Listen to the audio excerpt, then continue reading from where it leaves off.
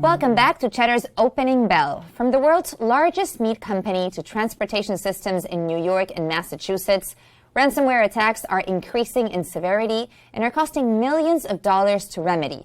Attacks on infrastructure are part of a global pivot to disrupt operations and businesses in the U.S. Here to discuss is David Kennedy, CEO of TrustedSec. Thank you for joining us. So, David, are you concerned about the sophistication of these ransom attacks? I very much am. You look at the history of ransomware and, they continue to grow in sophistication. And a lot of the reasons for that is the success that they've had against corporations and businesses.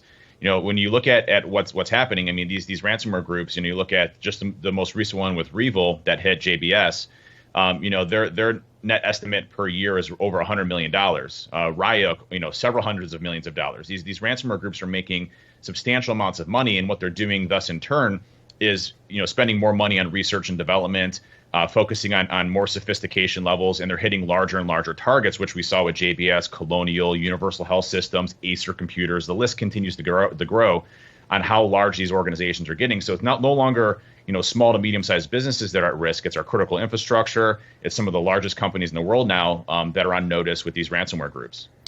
Yeah, we as citizens feel so weak and so vulnerable. You just named a long list of attacks that we've just seen in recent months.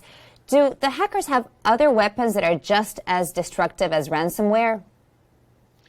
Yeah, when you look at the motives of these different groups, ransomware is very much focused on what we call monetary gain, or trying to get as much money as possible. And most of these organizations reside in Russia. Unfortunately, the top 5 ransomware groups are in Russia. But when you start looking at other capabilities, we have what we call nation states or state-sponsored, which are on behalf of the governments themselves. Russia recently hacked into what's called SolarWinds, which they used with what we call supply chain attack, which then used that as a mechanism to hack into Microsoft, Cisco, Intel, VMware, some of the largest technological companies in the world. And the types of attacks that we're seeing in that sophistication level continue to grow. So what nation states have, when they can throw billions of dollars into cyber warfare, we obviously do the same thing here from the National Security Agency perspective, Cyber Command, and the FBI, from a response perspective. But it's a growing pattern that we start to see these different countries, even third world countries that don't have a lot of money, are purchasing third-party tools, working with hackers to develop their capabilities. This is the new arms race of today, is the cyber warfare front. You just said that the main groups, these main malicious groups, are in Russia. Do we know their connection with the Russian government?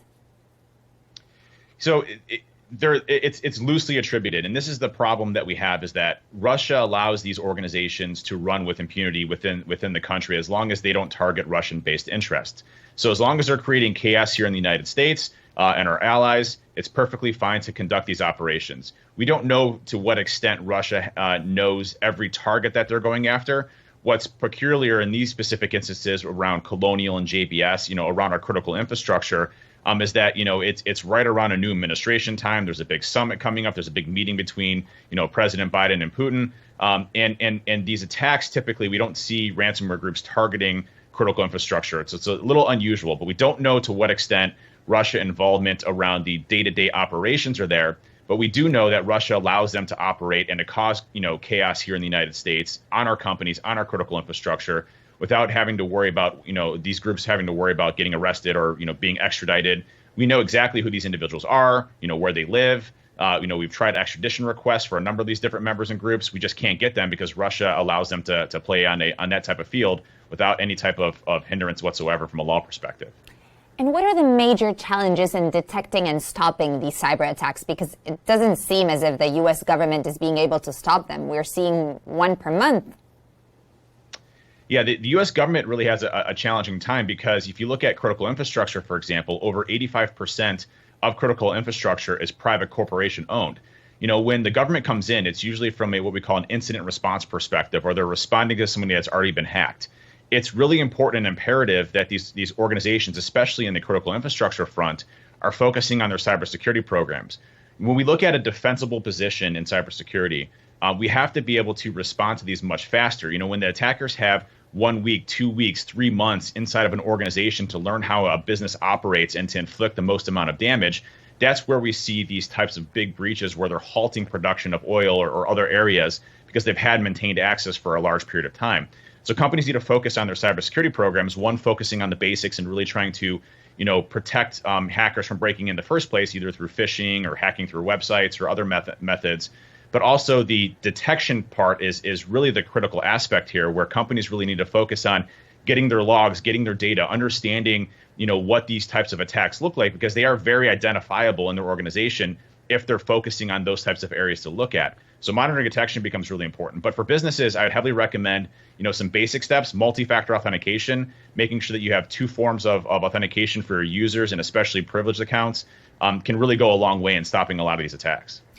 Right. As you were just explaining, it seems as if the government agencies are not prepared for this frequency of cyber warfare. So how can they be better prepared for this frequency? Because it's really very frequent recently, and it's scary for the general population. Yeah, there's no question law enforcement is overloaded.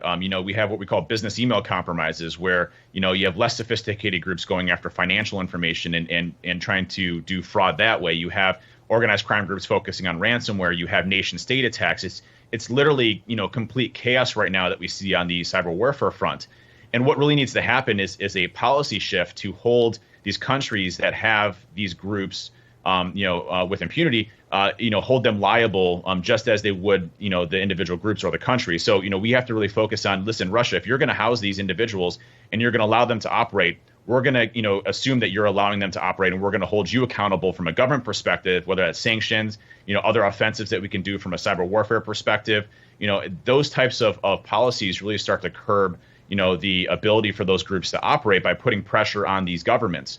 And that's really what needs to happen. There's a number of governments that we work with that are very good to work with us. Just recently, about 3 months ago, there was a big takedown of one of the largest ransomware groups called Emotet.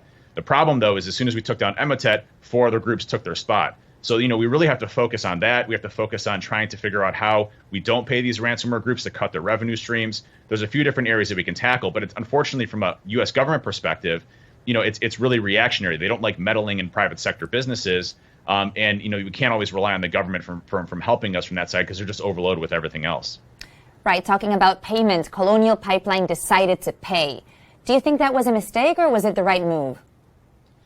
We have dealt with a number of customers that have been impacted by DarkSide, by Revil, by all of these different ransomware groups. And I can tell you, when we go into these situations, it is a dire situation for these companies. You have people that you have to feed, mouths to feed for families. Your entire business that you've had for hundreds of years or 100 years, is now completely crippled into the ground to where you can't even do anything.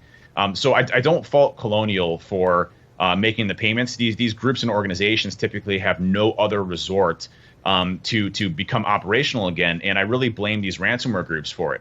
I don't like the payments, because every time you make a payment, you're just increasing the sophistication so they can target larger and larger organizations and impact, the U.S. and its allies at a much larger scale.